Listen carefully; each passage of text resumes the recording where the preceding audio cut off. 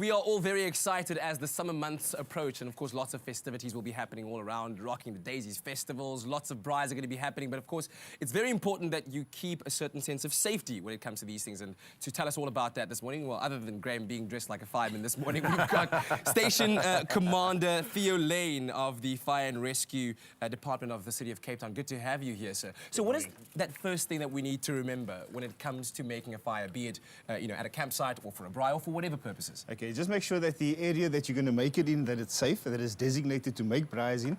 And then your container that you're going to use, make sure that it is a container that is used for fire lighting purposes. Yes. Have you checked that, Graham? Have you checked that? All of that. Actually, I don't know why people clearly don't trust me to handle the fire alone.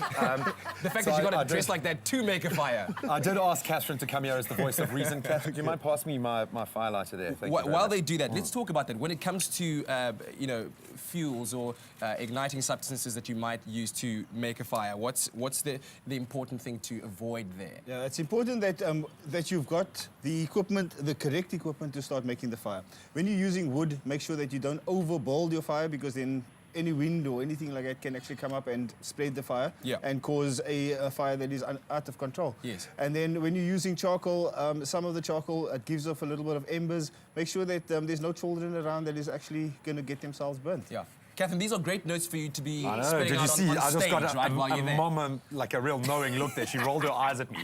There was an eye roll. So now that the fire started and you all happy, friends, the music's pumping, what are the safety precautions you should be taking around? Make sure that you do not leave your fire unattended under any circumstances, especially when there are small children around, and especially when it's a windy day. The fire can spread very rapidly. Yeah, and of course don't attend as closely as Graham is doing right now, because you might inhale the fumes and fall into the fire. We've seen it happen before. I'll leave that for the professionals. Just nod your head, sir. Nod your head. So let's deal with an emergency situation. If you were to find yourself getting burned by the fire, what should you be doing? What are the precautions? If anybody do get burnt, they must just make sure that you use water. First of all, the first thing that you use is water. Wash it off and cool it down. That is the important thing.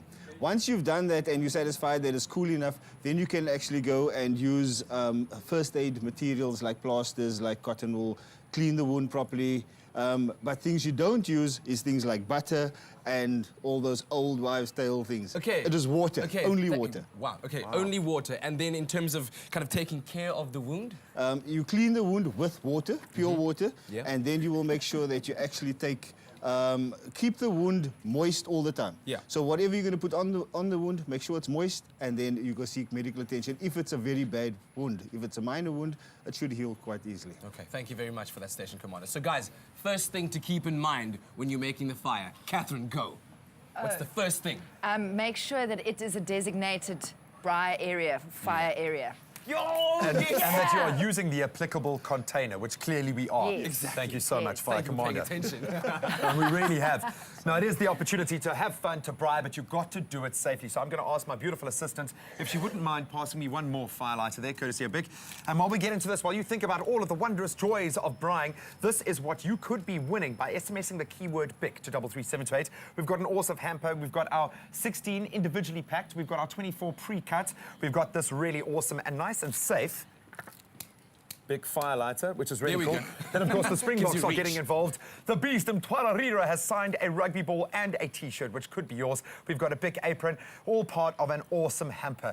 Kath, you could even win because you don't actually work for the show, so you can enter. Yeah. So I hope you guys are prepped for a wonderful camping weekend, but do it safely. Take the other campgoers into consideration, and especially if you've got kids around, be ultra safe. Get yourself one of these. And Catherine, okay, when in an emergency situation, you are at Rocking the Daisies, your friend just got burnt in the fire. What should you... Water first! Water first! Is that right, Station Commander? Right, 100%. Catherine, you beauty! So Absolutely love it. Okay, cool. So yeah, so what's the details again? BIC to 33728, right? That's the one. Okay, cool. Well, from fires to a hot mamacita, Leigh-anne. BIC, ultimate fire starting solutions.